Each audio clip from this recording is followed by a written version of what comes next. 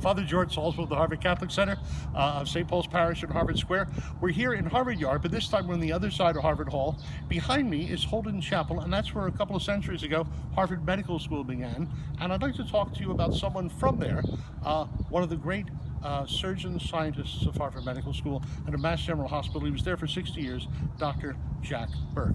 He was really a force of nature, much beloved, and someone endlessly concerned about his patients, some of the most difficult patients, situations to deal with, because he dealt with burn victims and revised their care monumentally.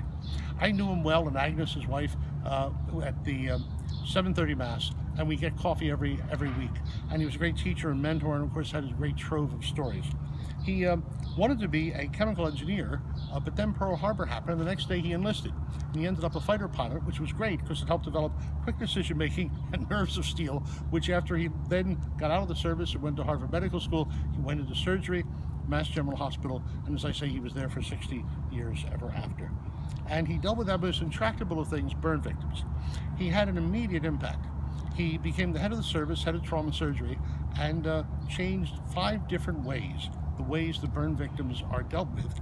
And one of those changes alone moved it from 25% fatalities to 5%. So you can imagine the impact that he had. He also invented an artificial skin. We all know, I think, that the skin is sort of a separate organ. Without that, one quickly fails. And so with an engineer, he ended up ironically back in engineering again. They developed, at MIT, they developed an artificial skin, which then became popular around the world. He always wanted to get to the heart of the matter, and much debated was the fact whether perioperative and time of operation antibiotics made a difference. And there were 50 opinions for 50 people.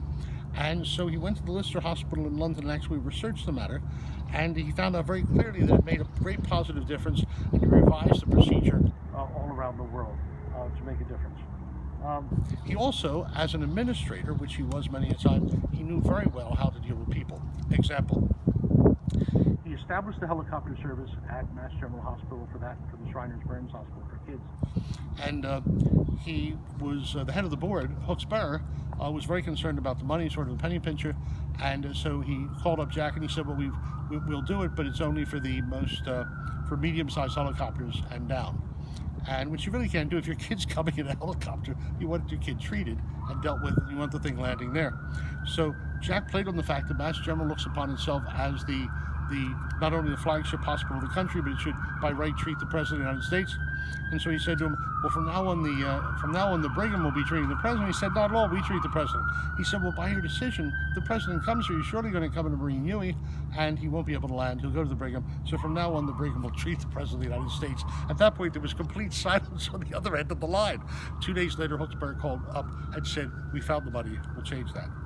He had a great love of truth, and he had a great love of people.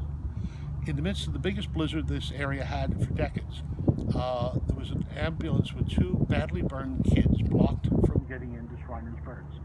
He organized a shovel service and led it himself, a shovel brigade, and got the area cleared so that the ambulance could get the kids in. Sometimes these days you hear people question science or truth or whatever.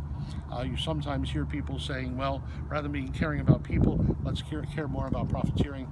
He, like the Good Shepherd, wasn't interested in his own profit. He was concerned for the good of others.